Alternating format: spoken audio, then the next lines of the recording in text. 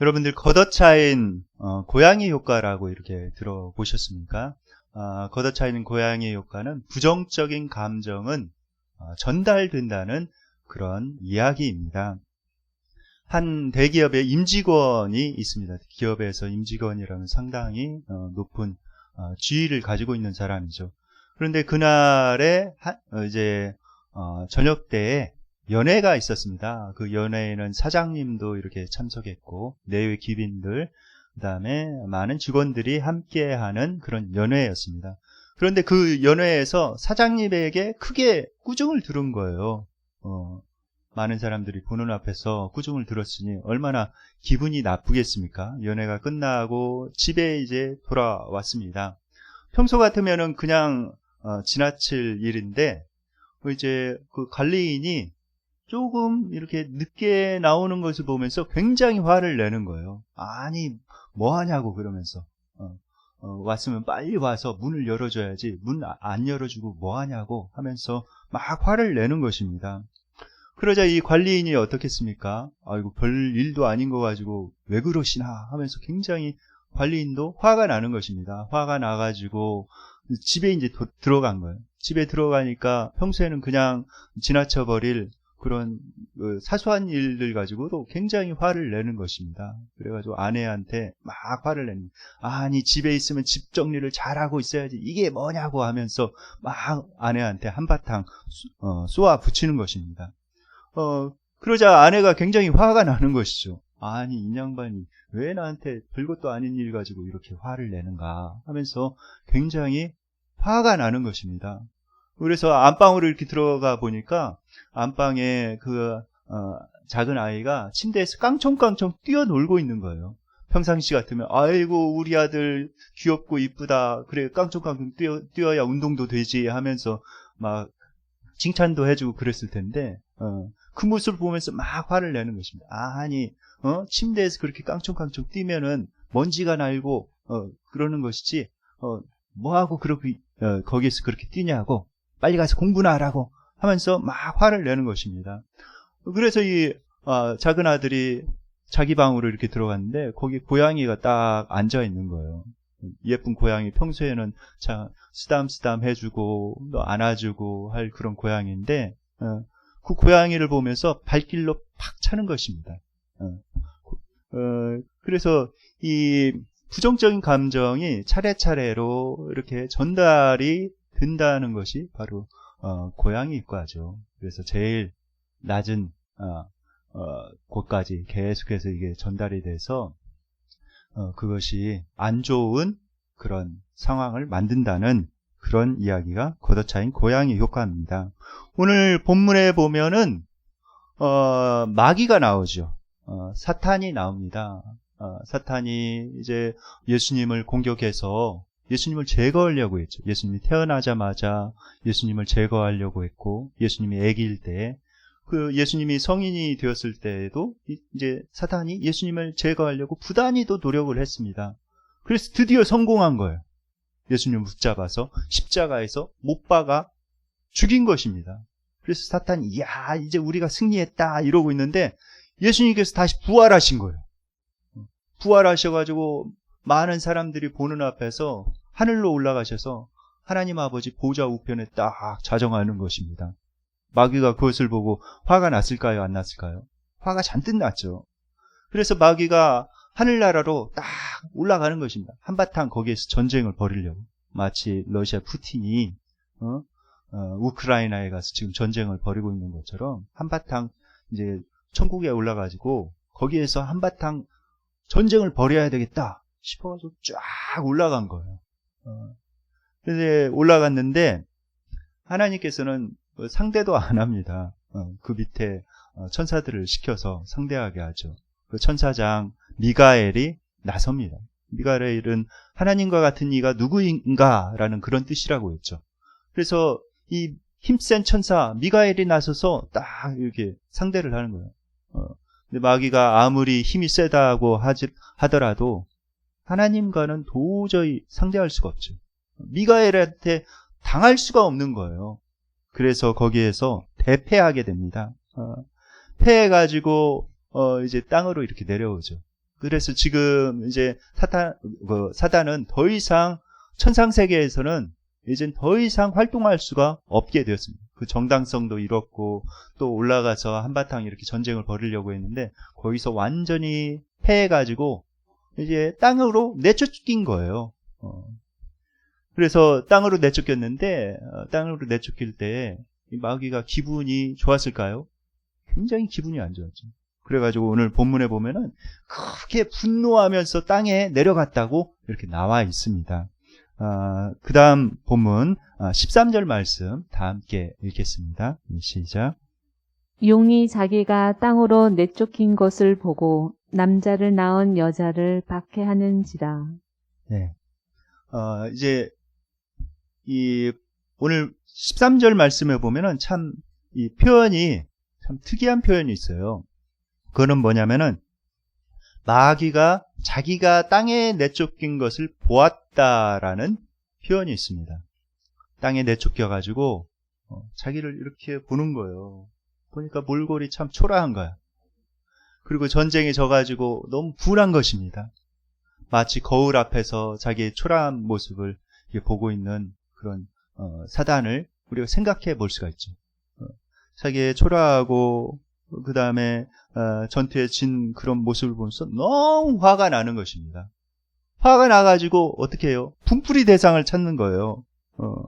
천사장 미가엘에게 뺨을 맞고 그 분풀이를 다른 사람에게, 다른 대상에게 하려고 이제 대상을 찾습니다. 그 대상이 바로 남자를 낳은 여자이지요. 남자를 낳은 여자는 교회라고 지난 시간에 말씀을 드렸습니다. 교회를 상징한다고 말씀을 드렸습니다. 그래서 좀 더 약해 보이는 교회에 이제 화풀이 하려고 하는 거예요. 그런데 이 사탄뿐만 아니라 이런 나쁜 감정의 전달 효과는 우리에게도 있습니다. 우리에게도 있죠. 우리가 직장 생활을 하면서 또는 일상 생활을 하면서 밖에서 이렇게 생활하다가 어떤 안 좋은 그런 사건을 만나기도 하죠. 다른 사람과 부딪히기도 하고 싸우기도 하고 또는 내가 어떤 계획했던 바대로 이렇게 되어지지 않고 학교 다니는 자녀들은 학교 다니는 자녀대로 거기에서 친구들과 이렇게 마찰도 있을 수가 있고 그 다음에 자기가 목표로 한 그런 공부가 있는데 자기가 생각한 대로 잘 되어지지 않고 나는 이런 높은 목표를 가지고 있는데 시험을 쳐봐서 보니까 결과가 안 좋아. 그럼 기분이 상당히 안 좋죠. 그렇게 기분 안 좋은 상태로 이제 우라가 가득한 그런 마음으로 집에 돌아오면 어떻게 됩니까? 화풀이를 하죠. 화풀이를. 괜히 생트집 잡아가지고 작은 일에도 화풀이를 하고 서로 이제 부딪히게 됩니다. 그런데 그 화가 그 사람에게만 끝나는 것이 아니라 이렇게 전염이 되는 거예요. 다른 가족에게 인해 전염이 돼가지고 어떻게 돼요? 거기 전쟁의 화마 속에 이렇게 빠지는 것이 마치 가정이 지옥이 되는 것입니다. 이것은 뭔가? 이것은 사탄이 하는 행동이에요. 사탄이 주로 하는 그런 행동입니다.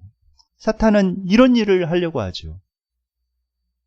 이렇게 해서 가정을 파괴하고 가정을 무너뜨리려고 하는 것이 사탄의 주된 전략입니다. 이런 일을 부추기죠. 우리는 어떤 사람이 나에게 그렇게 부당하게 화를 내고 그럴 때 이렇게 생각하죠. 아니, 이 인간이 어떻게 나한테 이럴 수가 있지? 내가 뭘 잘못했다고 그러지? 라는 그런 생각이 듭니다. 그리고 자녀는 아니 부모가 돼가지고 어떻게 나한테 이럴 수가 있지? 부모 맞아? 라고 이렇게 생각할 수도 있고 또 부모는 내가 낳은 자식인데 자식이 어떻게 부모한테 저렇게 대들 수가 있을까? 자식이 아니라 왼수네 왼수 라고 이렇게 분노할 수가 있습니다. 그런데 그렇게 분노한다고 해서 문제 해결에 전혀 도움이 되지 않습니다. 오히려 그것이 더 문제를 부추기고 더 큰 문제를 이렇게 가져오는 것이죠. 그렇다면 우리는 어떻게 해야 될까요? 그럴 때 어떻게 해야 합니까? 첫 번째, 그 배우에 사탄이 있다는 것을 알아야 돼요. 사탄이 있다는 것. 그 사탄이 배우에서 부추기고 있다. 사탄이 우리의 부정적인 감정을 사용합니다. 그런 부정적인 감정을 사용해가지고 자꾸 부추겨가지고 그렇게 지옥으로 만드는 거예요. 우리의 가정을, 내가 속해 있는 공동체를 그렇게 지옥으로 만들려고 합니다. 그리고 사탄이 과거의 상처를 밑밥으로 이렇게 삼아가지고 그것으로 나를 조종하려고 그래요. 우리가 낚시를 할 때 어떻습니까? 빈낚시를 이렇게 들이웁니까? 빈낚시를 들이우면 고기를 잡을 수가 없죠. 거기에다 밑밥을 딱 끼웁니다. 그리고 딱 들이워야 이제 그 밑밥을 보고 물고기가 딱 무는 것이죠. 사탄이 그렇게 해요. 사탄이 그렇게 하는데 그 밑밥이 뭐냐? 그 밑밥이 바로 부정적인 그런 감정들, 또 과거에 내가 입었던 그런 상처들, 그런 것들을 이용해 가지고 나에게 밑밥을 이렇게 던져서 내가 그걸 물기를 바라는 것입니다. 내가 그것을 사탄이 내 생각에 그런 부정적인 생각들, 그런 과거의 상처로 인해서 안 좋은 생각들을 막 이렇게 떠오르게 하죠. 그래가지고 내가 그 생각이 맞아. 어떻게 그럴 수가 있어. 그럴 수는 없는 거지. 하면서 딱 동의를 하고 딱 무는 순간 사탄이 이제는 낚시채를 딱 들어 올리는 거예요. 그리고 좌지우지하는 것입니다. 그러면 이제 난리가 나는 것이죠. 한 여인이 있었습니다. 한 여인이 있었는데 이 여인이 고등학교 때 좋은 친구를 만났어요. 그 친구는 굉장히 학생들한테 인기도 많고 선생님으로부터 사랑도 듬뿍 받는 그런 친구였습니다. 그래가지고 그 친구를 만나서 어떻게 하든 그 친구와 가까이 지내려고 그 친구가 요구한 거는 다 들어주는 거예요. 그리고 그 친구를 따라하기 시작하는 것입니다. 따라해서 그 친구를 이제 모방하고 흉내 내는 거예요. 마치 컨트롤 C, 컨트롤 V 하는 것처럼 그대로 흉내를 내는데 아주 정말 너무나도 지나치게 흉내를 냅니다. 그 친구가 입는 옷 사서 입고, 그 친구가 안경을 이렇게 맞추면 그 안경하고 똑같은 거 이렇게 사서 이렇게 쓰고, 그럴 정도예요. 그런데 이제 자기가 좋아하는 그 친구가 이제 결혼을 한 거예요. 결혼을 해서 신혼살림을 꾸렸는데 이제 자기도 이제 결혼을 했습니다. 결혼을 했는데 결혼할 때 자기 남편하고 사진을 찍는데 결혼 그 사진 찍지 않습니까? 찍는데 그 친구가 찍은 그런 구도로 똑같은 그런 모습으로 이렇게 그 사진도 딱 이렇게 찍고 그다음 그 친구가 배치해놓은 그런 가구들 신혼집에 배치한 그런 가구들 그런 살림들도 똑같이 이렇게 봐가지고 그렇게 그냥 거의 복사 수준으로 그렇게 하는 것입니다. 그리고 나서 이제 결혼해서 이제 계속해서 그 친구를 따라하기를 하는데, 이제 자기 남편에게까지 요구를 하는 거예요. 자기 친구의 남편처럼 이 남편이 배에 식스팩도 생겨야 되니까 당신 배에 이게 뭐야 이게 기름기만 가득하고 열심히 운동해서 식스팩 한번 만들어봐 이렇게 요구를 하고 그 다음에 그 친구의 남편 얼굴처럼 이렇게 만들려고 당신 한번 성형수술 해가지고 이 턱도 좀 넣고 이렇게 좀 해봐. 그리고 안경도 똑같은 그런 안경 쓰게 하고 그러는 것입니다. 그 가정이 행복할까요? 별로 행복하지가 않죠. 불화가 막 생기는 것입니다. 굉장히 어렵게 되는 거예요. 왜 그렇게 되었을까요? 그것은 이 여인이 자랐을 때 불우한 가정 가운데 사랑받지 못하고 산 것입니다. 불우한 가정 가운데 사랑받지 못하고 이렇게 사는데 친구를 보니까 사랑받는 거예요. 그래서 자기도 사랑받고 싶어서 그랬다는 거예요. 사단은 이런 과거의 그런 상처들 그것을 이용해 가지고 내 삶을 조작하고 조종하고 내 삶을 망가뜨리려고 합니다. 그것을 잘 알아야 돼요. 여러분에게는 어떤 상처가 있으십니까? 여러분의 배우자에게는, 여러분의 자녀에게는 또 여러분의 친구에게는 어떤 상처가 있어요. 그것을 먼저 잘 우리가 생각을 해야 합니다. 오늘 본문의 마귀는 자신 패배하고 화풀이 대상을 이렇게 찾았죠. 찾아서 화풀이를 하려고 그 여인, 즉 교회에 즉시 이렇게 내려갑니다. 그래서 화풀이를 하죠. 그런데 여러분들 이 교회는 어떤 존재입니까? 교회는 예수 그리스도의 피값으로 세워진 거예요. 예수님의 생명값으로 이 땅에 세워진 것이 바로 교회입니다. 그러니까 하나님께서 굉장히 소중히 여기죠. 자기 아들의 목숨값으로 세워졌으니 얼마나 소중히 여기겠어요.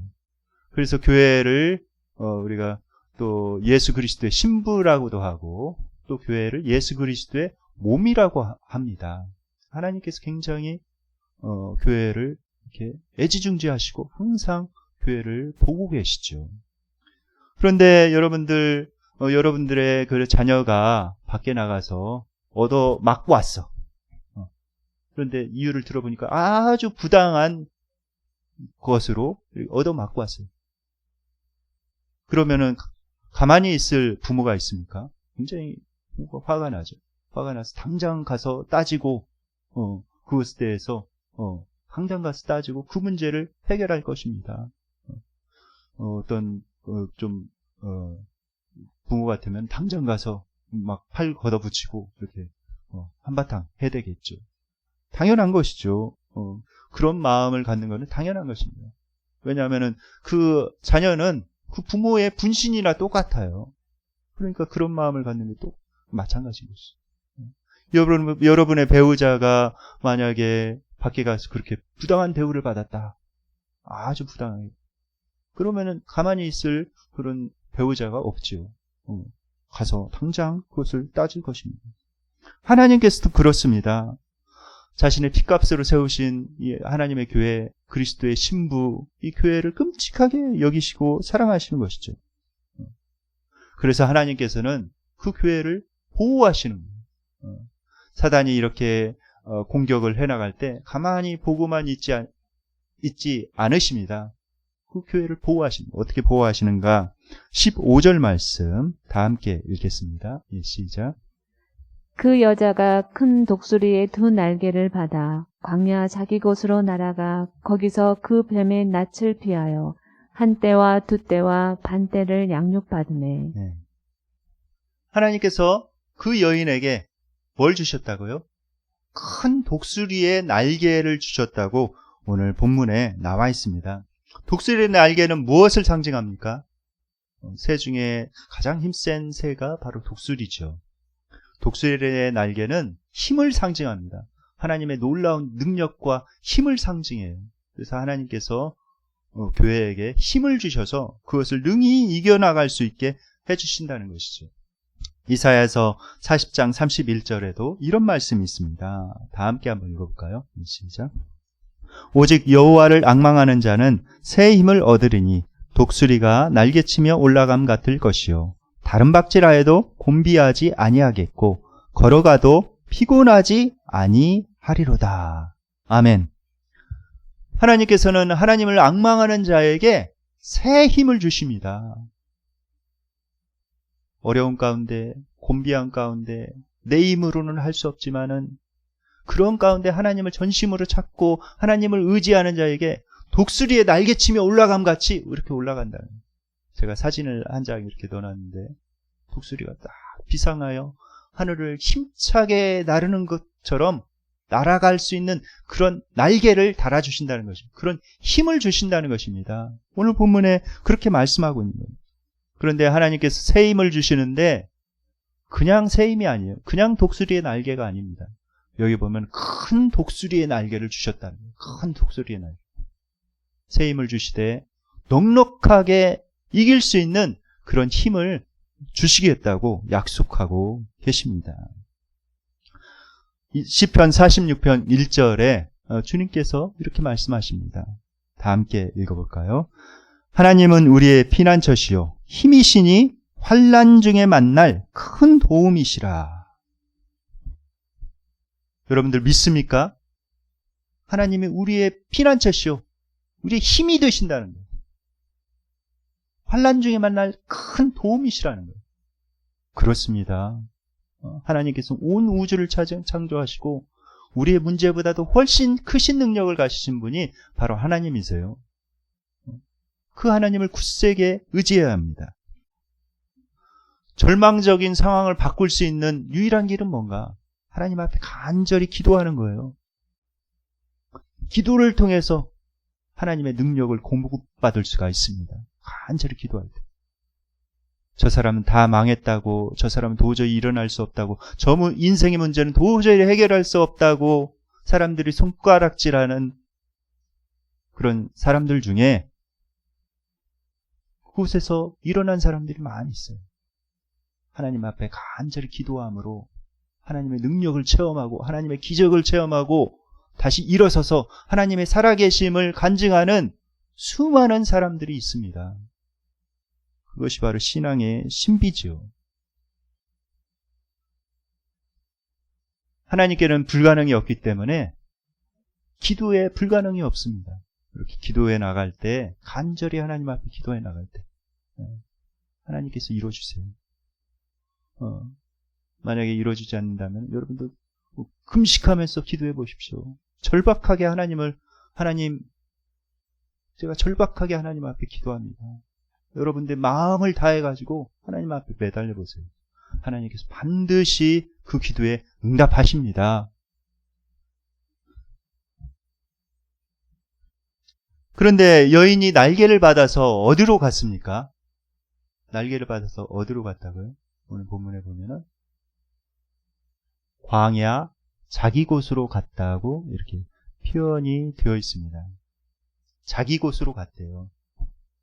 우리가 하나님께 힘을 받아야만이, 하나님 앞에 능력을 받아야만이 비로소 자기 곳으로 갈 수가 있어요. 거기에서 자기가 있어야 될 그 자리에서 삶을 살아갈 수가 있는 것입니다. 삶을 살아낼 수가 있는 거예요. 하나님의 능력을 받아야 돼요. 그런데 그 삶의 자리가 어떤 자리인가? 광야라고 이야기를 하고 있어요. 광야.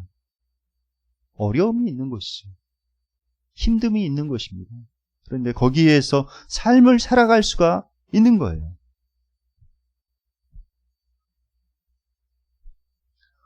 독수리가 새끼를 낳아서 이제 둥지에서 이렇게 키우죠. 먹이를 물어다가 이렇게 주고 둥지에서 키웁니다. 그런데 독수리가 마냥 둥지에서 계속해서 이 새끼들을 키우지 않아요.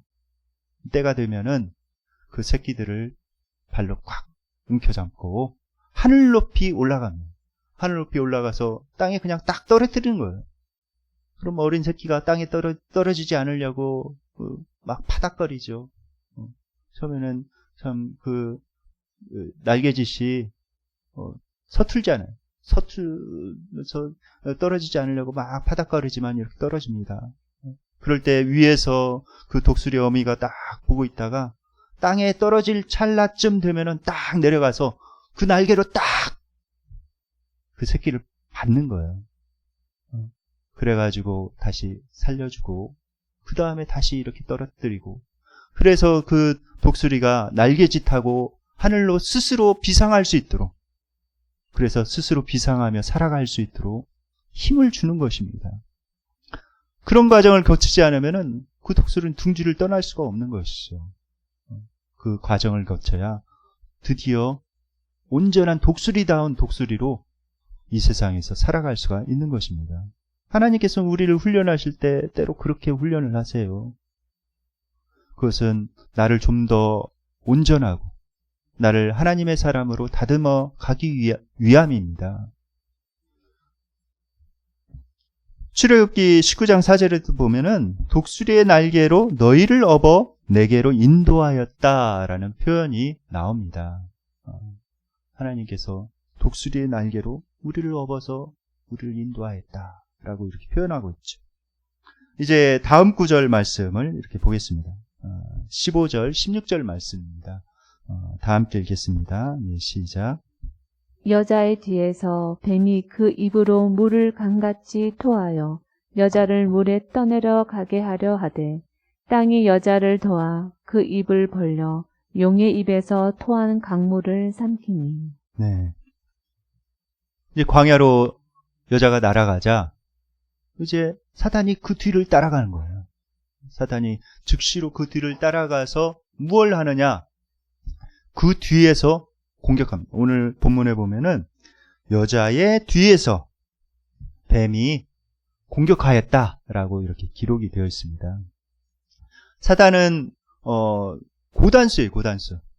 이제 이 저단수의 그런 마귀가 있습니다. 저단수의 마귀는 자기의 모습을 막 드러내면서 실력 행사를 하는 거예요. 그런데 그건 정체가 이미 탄로난 것이죠. 고단수 마귀는 어떻게 하느냐? 뒤에서 공격하는 거예요. 사단이 공격한 것인지 모르게. 마치 사단이 공격하지 않은 것처럼 정체를 드러나지 않고 뒤에서 이렇게 공격을 합니다. 오늘 본문에 보면 사단이 그렇게 공격을 했죠. 뒤에서 많은 물을 쏟아내었다고 이야기를 하고 있습니다. 많은 물을 쏟아냈다고 이야기를 하고 있습니다. 그래서 여자를 물에 떠나려가게 하려고 이렇게 했다는 것이죠.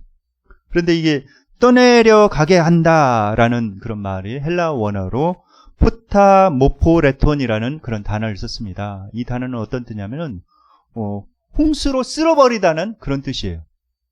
그러니까 이 사단이 홍수를 내가지고 그 여자를, 교회를 쓸어버리려고 이렇게 한 것입니다. 이 물은 무엇일까요? 요즘 시대에 이 물은 무엇일까요? 그 물은 저는 타락한 문화라고 이렇게 생각을 합니다. 타락한 문화를 통해서 사단이 우리를 넘어뜨리려고 하고 교회를 쓸어버리려고 이렇게 하고 있습니다. 물질적인 풍요를 통해서 안락함에 이렇게 빠지게 되는 거죠. 마치 이 세상에서 영원히 살 것처럼 이렇게 살아가게 만듭니다. 그러나 우리가 분명히 알아야 돼요. 우리 인생 반드시 끝이 있습니다. 어느 순간인가는 다 내려놓고 떠나가야 돼요. 안락함에 빠져서는 안 되죠. 정신 바짝 차리고 영원한 하나님의 나라를 향한 순례자로서 우리가 그 순례자 정신을 가지고 살아가야 합니다. 또 사단은 어떤 인터넷이나 영화나 여러 가지 그런 술이나 이런 것들을 통해서 우리로 하여금 쾌락에 탐닉하게 이렇게 합니다. 쾌락에 빠지게 하고 또 인본주의적인 그런 교육을 통해서 무신론에 빠지게 하고 그래서 하나님 없다. 사람이 좋으면 좋은 거지 하나님까지 생각하냐 라고 이렇게 생각하게 만드는 것입니다. 그럴 때 우리는 어떻게 해야 되는가? 정신 바짝 차려야 돼요. 사단의 공격에 대해서 잘 분별할 수 있는 그 분별력이 있어야 됩니다. 로마서 12장 2절에 이렇게 말씀하고 계세요. 다 함께 읽겠습니다. 너희는 이 세대를 본받지 말고 오직 마음을 새롭게 함으로 변화를 받아 하나님의 선하시고 기뻐하시고 온전하신 뜻이 무엇인지 분별하도록 하라. 마음을 새롭게 해야 되는 거예요. 그래서 하나님의 선하시고 기뻐하시고 온전하신 뜻이 무엇인지 분별해야 됩니다. 그런 분별력을 가져야 돼요.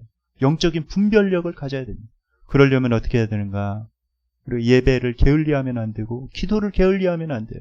하나님의 말씀을 읽고 공부하고 하는 것들을 암송하고 하는 것들을 게을리해서는 안 됩니다.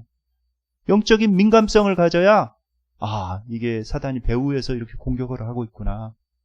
어떤 사건을 보더라도 어떤 사람들을 이렇게 보더라도 사단이 저 배후에서 이렇게 넘어뜨리려고 파괴하려고 저 사람을 파괴하고 우리 가정을 파괴하고 또 우리 공동체를 파괴하려고 저렇게 사단이 뒤에서 막 부추기고 밑밥을 이렇게 던져가지고 이렇게 조종하고 있구나 라는 그 사실을 알아야 합니다. 그리고 기도해야 돼요. 그것을 위해서 기도하고 또 성령님께서 기도하는 가운데 음성을 들려주시면은 그 마음을 주시면 그걸 또 순종해야 합니다. 그래야 그것을 헤쳐나갈 수가 있고 승리할 수가 있어요. 하나님께서는 사단이 이렇게 공격해 나갈 때 하나님을 바라보고 하나님을 의지하는 자에게 큰 독수리의 날개를 달아주십니다. 그것을 넉넉하게 승리할 수 있도록 하나님께서 힘 주세요. 우리를 도우시고 우리를 특별히 보호하십니다. 그리하여 해서 우리가 독수리에 날개치며 올라감 같이 올라갈 수 있도록 하나님께서 해주십니다. 이사야서 43장 1절로 3절 말씀을 다 함께 읽겠습니다. 너는 두려워하지 말라. 내가 너를 구속하였고 내가 너를 지명하여 불렀나니 너는 내 것이라. 내가 물 가운데로 지날 때에 내가 너와 함께 할 것이라.